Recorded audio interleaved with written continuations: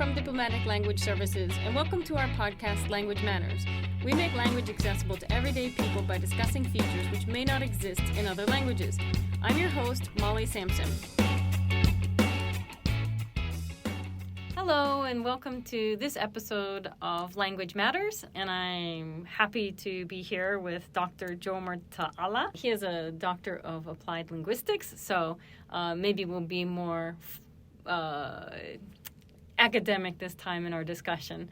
Maybe. So, kumusta, Jomer? Wow, I didn't expect that. Mabuti. Okay, I assume you're speaking Tagalog to me. Yes, so that means I'm fine, I am well.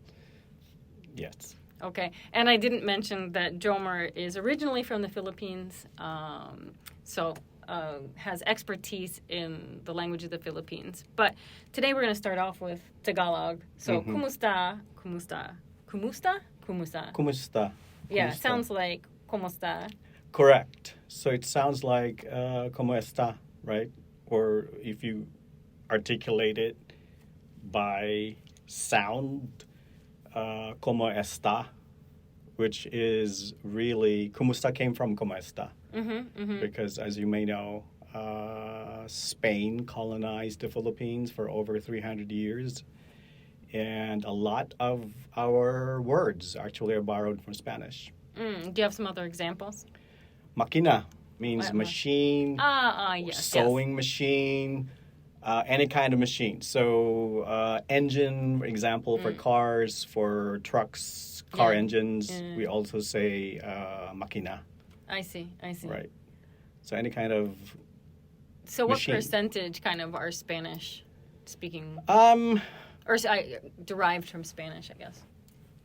I don't have the exact number, but there are a lot of loan words borrowings from Spanish in Tagalog. And not just Tagalog, even in my own native language. And by the way, that was not the right, because Tagalog speakers might actually strangle me. We don't normally aspirate as what a North American speaker would. We don't normally aspirate the T. Explain aspirate to aspiration is when people. there's a puff of air coming out of your lips or your mouth when you enunciate or articulate T, D, for example, those So T and D sound the same. So no. So they would, for example, T, right? So when you say Tagalog, right, including the log, a Tagalog speaker will not say it like that. So say it like so they would say Tagalog. Okay. There's a very slight aspiration of the T, I see. the word initial T, but it's not as pronounced as a North American speaker would. I see. I can hear the difference. Right. So you are partly correct, right? When you said that the T and the D would probably sound the same because there's no aspiration. So yes. I see. Kind of, yeah. I see. So what about do you have a lot of words also in English, borrowed from English? So, yes, but as you would expect, a Tagalog speaker would have already nativized it, the sound. So there are only, especially the vowel sounds, because in Tagalog there's only 5 vowel sounds. Also like Spanish? Correct. Is it the same as Spanish? E, o, o, yep, exactly. Yeah. Okay. Yeah. Like a computer? What do you call a computer? Computer. Okay. Yeah, so computer reminds me of a Pashto or Odari, computer, doctor, right? Or Japanese. So doctor, So doctor, we don't say, there's a Tagalog word for it, which is manggagamot. But nobody uses that in normal speech. They just say doctor, lawyer, abogado, we say abogado, or attorney, right, for lawyers. So do you find Is there really anybody who uses those more traditional words, or is it kind of that's where the language is going, or is there a level of education that you, or in different areas maybe where they use more English? I don't think so. Especially the younger generation, I don't think they would ever say manananggol, which is lawyer, or manggagamot for doctor. They never love. Even the older people, I don't think they say manggagamot. I'm not going to say mamgango either. So let's stick with Tagalog for a while and ask you kind of what are some interesting features, maybe grammatical features or vocabulary features that are different from English that are always interesting and maybe students, English-speaking students struggle to grasp. Right. So the grammatical structure of Tagalog is different from English, although there's a word order in Tagalog that could look like English. English is, what's the word order in English? SVO? Yes. Subject, verb, object, right? But in Tagalog, it's a predicate initial language, primarily, meaning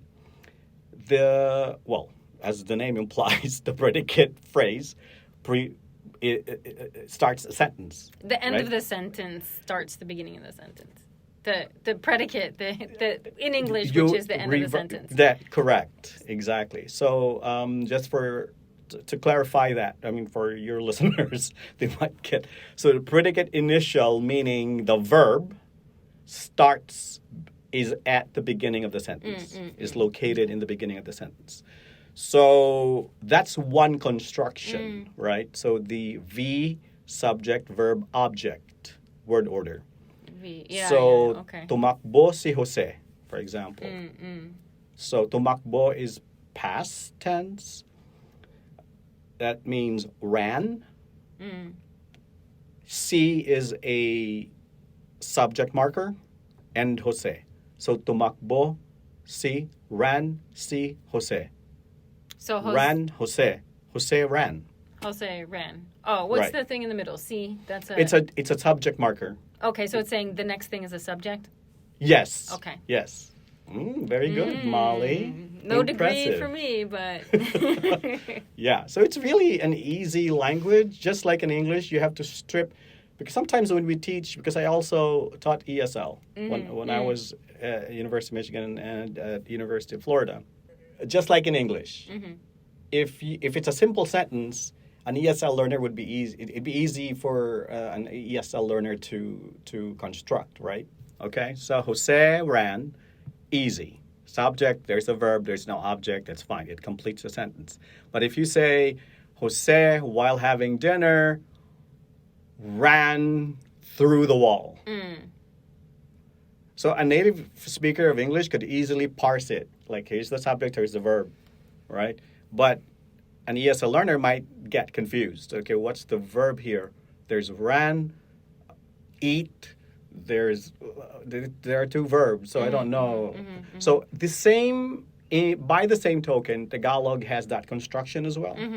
So verb, subject, VSO, verb, subject, object, easy. But if you put some complementizers, modifiers in between those very distinct verb, subject, object, then that would also confuse a learner of Tagalog. Yeah. So it's the same principle.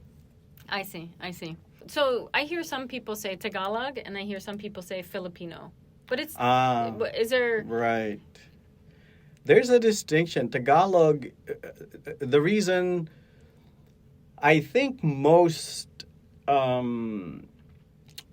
institutions, especially institutions who teach Tagalog to foreigners, use Tagalog as a course name. Okay. Right?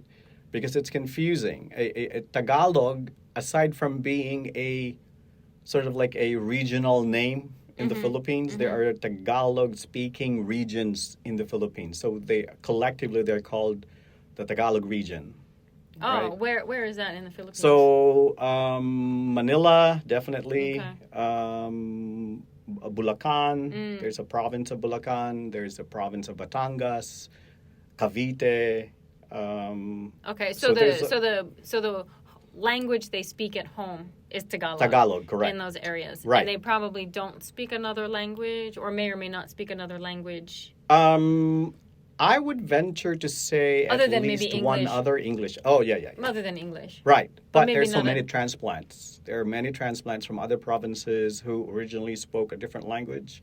Then they come to Manila and settle in, say, Bulacan or in Metro Manila, so they have to learn how to... And they end up learning Tagalog as a second language in school. Correct. Yeah. It's a required subject or I course. see. What are the official languages? So there are 7 major, Oh. and there are different variations of the 7 major languages. So Tagalog is one, Ilonggo is one, Cebuano is one. You probably heard Cebuano. Yeah, Cebuano. Kapampangan, Pangasinense. Gosh. They're all official languages? No, the official is Tagalog. Tagalog. Tagalog is the official. So if you're in government... You better speak Tagalog. Yeah, the government speak. The Tagalog. government employees, yeah, Tagalog is there. In fact, I've been away from the country for so long, but there was, I think when I was about 2 years out, I think there was a movement to actually because currently English is the medium of instruction in grade school, high school. Oh, really? All schools? Yeah, in schools, yeah. Oh. But I think there was a movement to actually replace English with Tagalog. I see. So they may have changed it. They may have changed it back to English. I'm not entirely sure now. Well, people listening, you can Google that and find out. Yeah, medium of instruction. I am willing to bet that it's back to English. I see. Yeah. Okay, but let's talk a little bit about the other languages. How related are some of those other languages to Tagalog, or any of them mutually understandable, or I would say Cebuano and Ilonggo are close. In fact, I can speak Cebuano myself, and I pretty much taught myself how to speak Cebuano. Ilocano is the other major language, one of the 7. So Ilocano, for example, is totally different from Ilonggo, although I would venture to say some words are probably the same, especially the borrowings from Spanish. But they're not mutually understandable. I will not be able to understand an Ilocano or, and by the way, that's the language of Marcos. Oh, okay. Right. So, which languages did you grow up speaking? So, my first language that we spoke at home in Himamaylan, Negros Occidental.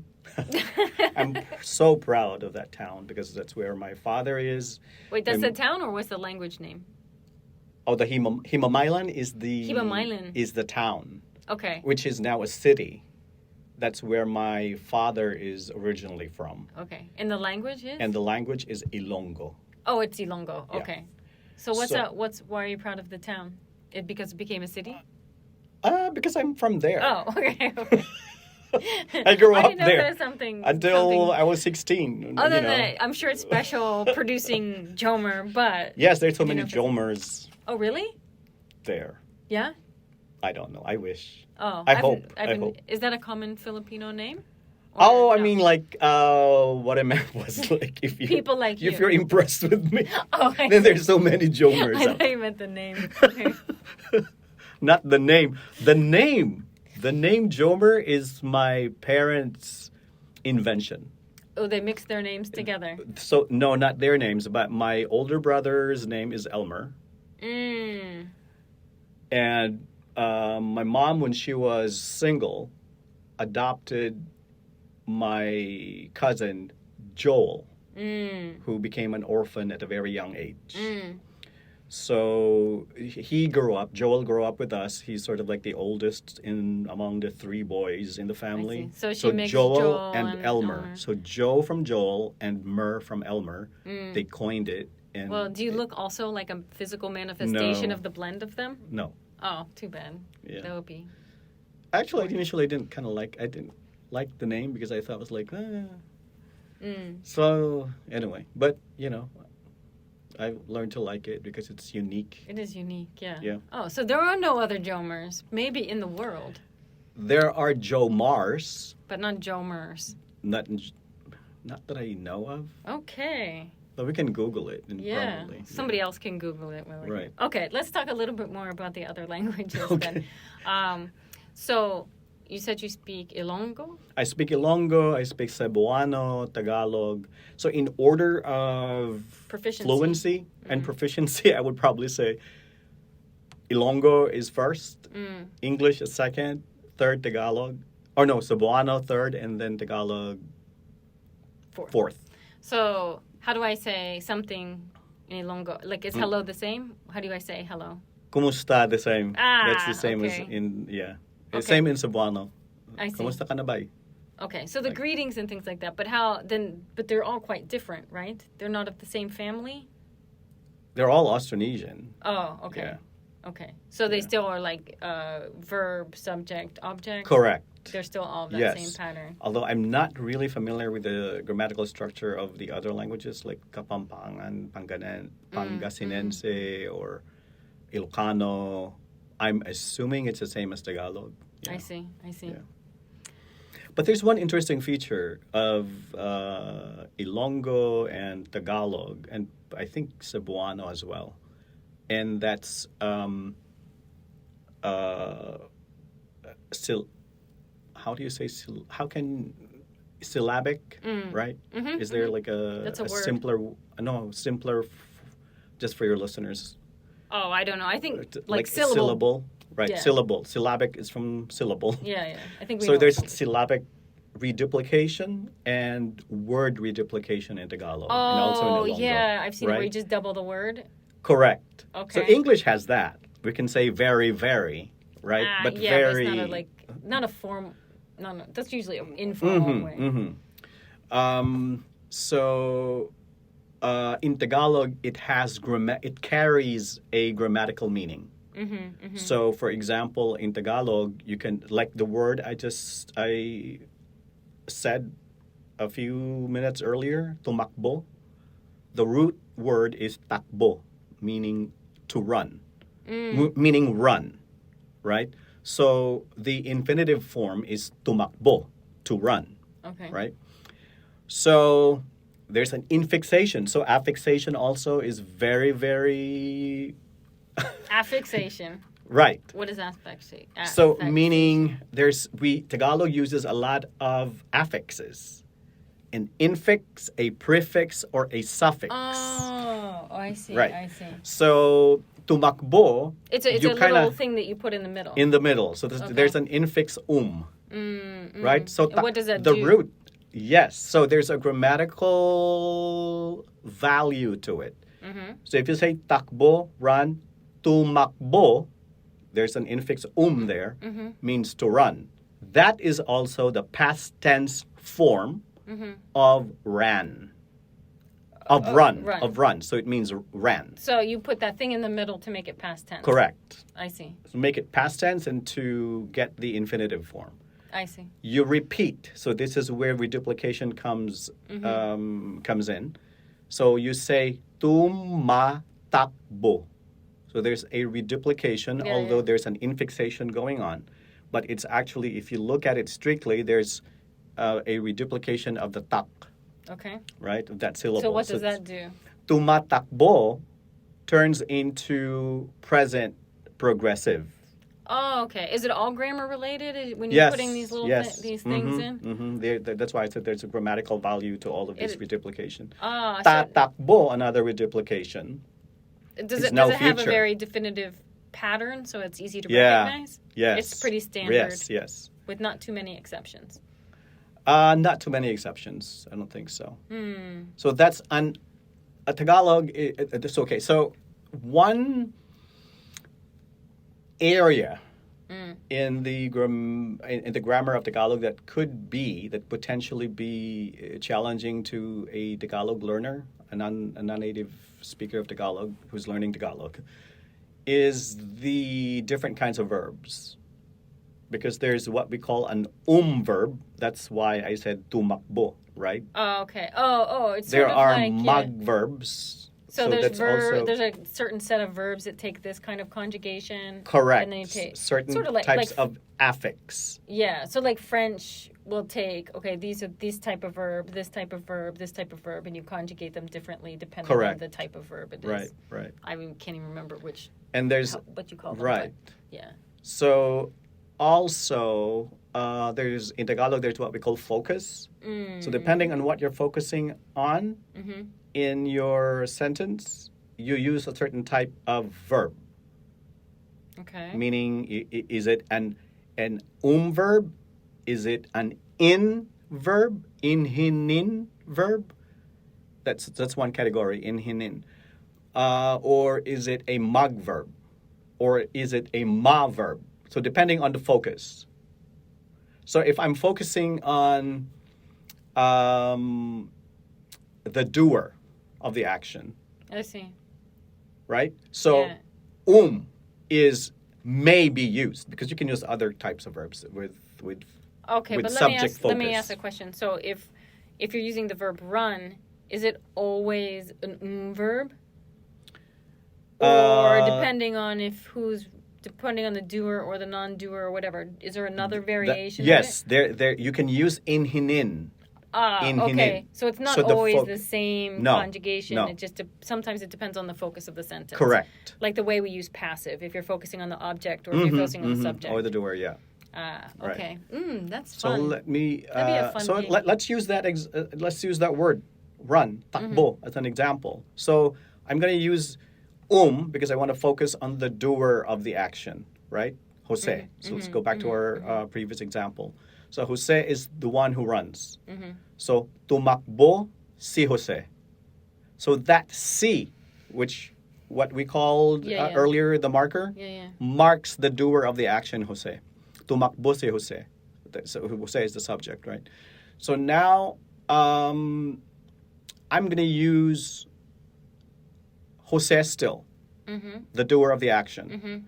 But I'm going to focus on him running to the market. Nope, because him would still be Jose. He would still be the doer of the action. Okay. So I'm going to focus on the place that he ran to.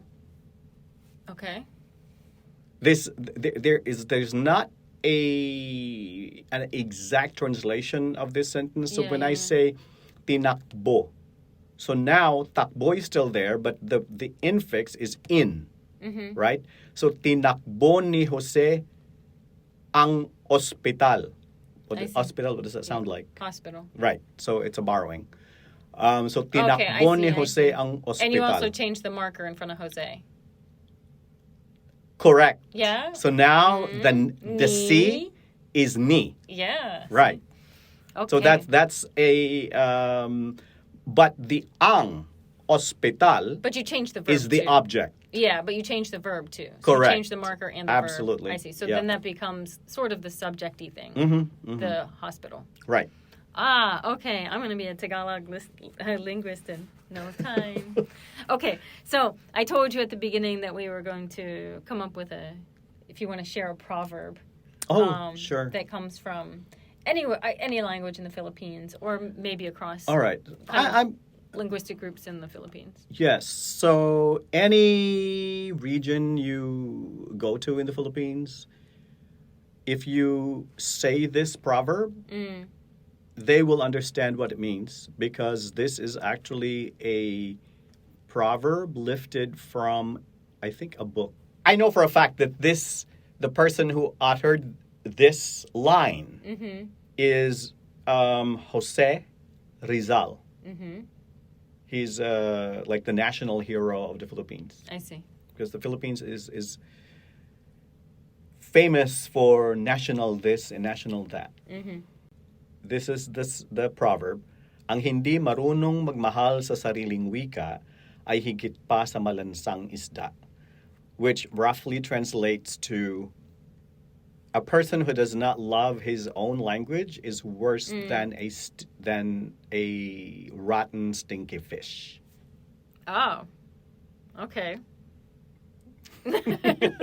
So since we're talking about... Is that kind of like trying to say, oh, Filipinos, you must love your the own language. and Love me own. Yeah. stop speaking Spanish and English and all these other things Right. you borrowed. Right. But we're not purists either. Yeah. You know, I mean, the borrowings... No, because they're... anyone, yeah. They're part of the already language part at of the this language, point, part yeah. of the culture. There's another one that I know for certain is by Dr. Jose Rizal, who is the national hero of the Philippines, and it goes like this: Ang hindi marunong lumingon sa pinanggalingan ay hindi makakarating sa paroroonan, which means if you don't know how to, I'm going to literally translate this, okay? And then you guess what it means. So if you don't know how to look back, you will never get to your destination. So if you don't learn from your past, you're not going to get anywhere. You're not going to... Kind of like that, right? Yeah, to move forward, you have to learn from your past. Right, you have learned from your past, otherwise you will repeat the same crap you did in the past. It's the right? history or you'll never it. get there. Meaning, I think that it also has some kind of a attribution to debt of gratitude. Like your past, you don't just turn away from the past. You know what I mean? Like don't leave your ignore history. Yeah. Or turn your back on what was before because and your ancestors yes, and all of those yes, things. Exactly. So, okay. Yeah. Okay. Well, thank you, Jomer. Thank you. We are all done here. How do I say goodbye? How do I say thank you? Oh, salamat. Salamat. Salamat. Salamat. Don't glottalize it. Okay. Salamat. Salamat. Put your tongue between your teeth. We don't say salamat. You're putting the tip correct. Salamat. Yes. Okay, for everybody, my tongue is between my teeth. So, salamat, yes. Jomer. I can still hear the glottal sound. Okay. That's okay, yeah. That's all right. Okay. Thank you for listening. Okay. Bye-bye. Bye. Thank you for joining us for this episode of Language Matters. You can continue this conversation by tweeting us at DiplomaticLS or find us on Facebook by searching for Diplomatic Language Services.